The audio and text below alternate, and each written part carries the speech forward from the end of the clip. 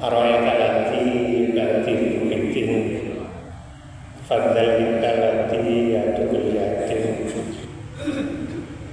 wa la ya'muru ala ta'amil miskin fawailul lil musallin alladzina an salatihim sahun alladzina hum yura'un wa yamna'una ma'hum sadaqallahu azim. Jamaah yang dirahmati Allah, yang dimuliakan oleh Allah, sekaligus dicintai oleh Allah, pemirsa di mana saja yang bisa mendengar apa yang saya sampaikan, tiada kata yang lebih indah kecuali alhamdulillahirabbil alamin atas segala rahmat, taufik dan nikmat utamanya, kesehatan yang tidak ternilai harganya, sehingga kalau panjenengan paling tidak bisa meluangkan sedikit waktu untuk thalabul ilmi. Yang kedua, salawat salam yang kita selalu aturkan kepada Nabi Akhir Zaman Muhammad Rasulullah Sallallahu Alaihi Wasallam. Mudah-mudahan kula panjenengan bisa melaksanakan sunnah-sunnahnya, bisa mempertahankan sunnah-sunnahnya, sehingga di yaumul qiyamah, di yaumul hisab, insyaallah kita mendapat syafaatnya. Amin Allahumma amin. Jamaah yang dirahmati Allah, ternyata kalau kita hitung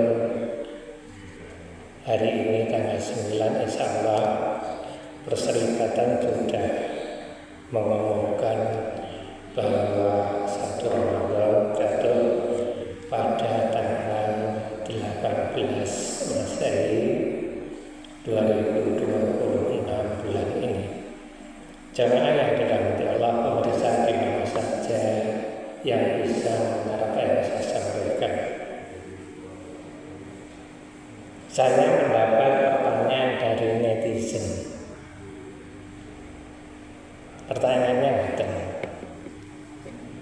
karena penonton saya itu sudah sekitar 2 juta, baru 2 minggu yang lalu setelah saya telusuri kok dari Malaysia. Pertanyaannya ngeten, Ustaz,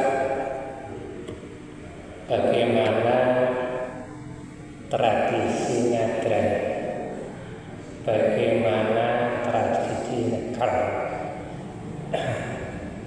Menilik dari pertanyaan ini, kadosi Wafiatun Indonesia yang jadi TKI di Malaysia. Jamaah yang dirahmati Allah, saya tertarik karena selama ini selama beberapa tahun ibadah dan majelis yang lain ini kok tidak pernah terangkat. Saya memulai dari tradisi nyadran dan nekar. Ini adalah merupakan tradisi Jawa dan sebagian orang-orang Indonesia sebagian. Kalau ditanya mendoakan leluhur, kalau kita sikapi, jawabannya sederhana bahwa kita semua di Perserikatan tidak memerintahkan dan tidak melarang. Sementara itu saja yang saya sampaikan. Maknanya nanti biar mereka-mereka yang menafsirkan. Kemudian saya browsing dari kebiasaan yang dilakukan Yai Dahlan. Ketika di bulan Ramadan atau mendekati bulan Ramadan atau mendekati hari raya, maka Yai Dahlan itu yang pertama bahwa Ramadan itu disambut dengan kegembiraan, bukan merupakan beban. Sekarang trennya itu bisa benar marhaban ya Ramadan.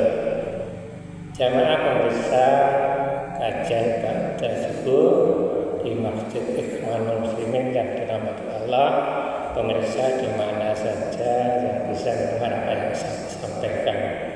Saya tidak masuk ke substansi nyadran dan nyekar. Nanti mungkin dibicarakan di kajian yang lain. Bahwa yaitu menjelang Ramadan itu ada 5 hal yang selalu dianjurkan. Yang pertama, mengintensifkan dakwah atau kajian. Yang kedua, menguatkan kesolehan dalam arti kedermawanan. Yang ketiga, membumikan Al-Quran dalam arti yang nyata. Yang keempat, menggunakan ilmu hisab. Yang ketiga, menghindari sikap jubriyah. Jamaah yang Allah, marilah kita cuplik dari 5 kebiasaan dalam dengan satu harapan mudah-mudahan ini bisa sebagai referensi kita sama-sama belajar. Yang pertama, mengintensifkan dakwah dan kajian. Artinya menjelang Ramadan ini pengajian kita tingkatkan. Untuk apa? Untuk memberikan masukan atau ilmu kepada para jamaah tentang puasa Ramadan. Yang kedua, menguatkan kesolehan sosial dalam arti kedermawanan. Maknanya salah satu kedermawanan ditingkatkan. Artinya kita bisa paling tidak membersihkan mushola dan masjid. Syukur kalau bisa memperbaiki atau mungkin membangun masjid atau mushola. Berikutnya, kita bisa membersihkan atau belajar infak dan sedekah itu ke sarana sosial yang lain, ke panti asuhan dan lain-lain, ke panti jompo dan lain sebagainya. Berikutnya, membumikan Al-Quran dalam aksi yang nyata. Maknanya dawe dahlan, maka dahlan itu biasanya belum bisa oleh pertanyaan kepada adik-adik kita patri, apa benar Pak Dahlan ini memberikan satu surah saja itu kok sampai dengan 3 bulan? Betul, yaitu Al-Ma'un. Artinya bahwa Al-Quran yang asbabul nuzulnya memang ketika Al-Quran turun lewat malaikat disampaikan kepada Muhammad. Yang pertama, Al-Quran turun ini adalah untuk dibaca. Dibaca itu ada 2 maknanya menurut Al-Misbah, secara tekstual dan tekstual. Al-Quran ini setelah dibaca, maka paling tidak kita mengerti artinya. Bahkan ketika kita masuk tafsir dengan makna, jangan sampai dengan kita itu yes atau bahasa Al-Qurannya taklid. Kemudian yang lebih sulit seperti yang dilakukan Dahlan, maka Al-Quran ini harus kita amalkan seperti yang saya bacakan di dalam surah Al-Ma'un tadi. Ara'aitalladzi yukadzibu biddin. Tahukah kamu pendusta agama? Yang pertama, pendusta itu adalah orang yang mengherdi anak yatim. Yang kedua, tidak memberi makan kepada orang yang kekurangan. Kemudian diperingatkan pada ayat yang keempat, fawailul lil musholin, celakalah bagi orang-orang yang sholat. Ini nanti insya Allah kajian tentang Al-Ma'un, karena waktu kita terbatas akan saya kupas habis pada pertemuan yang lain. Jamaah yang dirahmati oleh Allah, yang lebih penting yang sampai sekarang mungkin menjadi topik yang sangat menarik, namun kita tidak mengkhawatirkan dalam selalu menggunakan ilmu hisab, perhitungan cara astronomi. Untuk apa?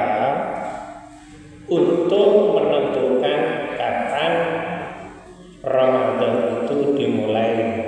Jamaah yang dirahmati Allah, yang dimuliakan, pemirsa di mana saja yang bisa mendengar apa yang saya sampaikan. Islam berkemajuan, kita bisa bayangkan pemikiran Yai Dahlan yang sangat berkemajuan. Tahunnya 1912 kita belum apa-apa.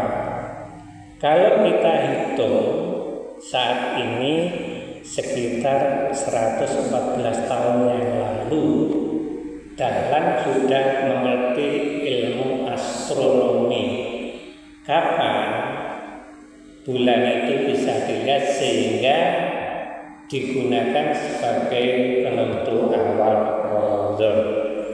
Jamaah yang dirahmati Allah, yang kelima, menghindari sikap jubriyah. Maknanya secara harfiah menekankan para pengikut atau jamaah bersungguh-sungguh, tidak bermalas-malasan untuk beribadah, baik mafdhah maupun ghairul mafdhah. Dan yang lebih penting, kita bisa memperjuangkan bagaimanakah perserikatan kita itu akan lebih maju, akan lebih berkembang. Jamaah yang dirahmati Allah, sudah sekitar 16 menit. Mudah-mudahan sedikit yang saya sampaikan, sekali lagi mudah-mudahan sedikit yang saya sampaikan bisa bermanfaat dan sebagai referensi. Pemirsa yang dirahmati Allah, netizen wabil khusus, sementara itu saya mudah-mudahan bermanfaat. Kurang lebihnya mohon maaf. Assalamualaikum warahmatullahi wabarakatuh.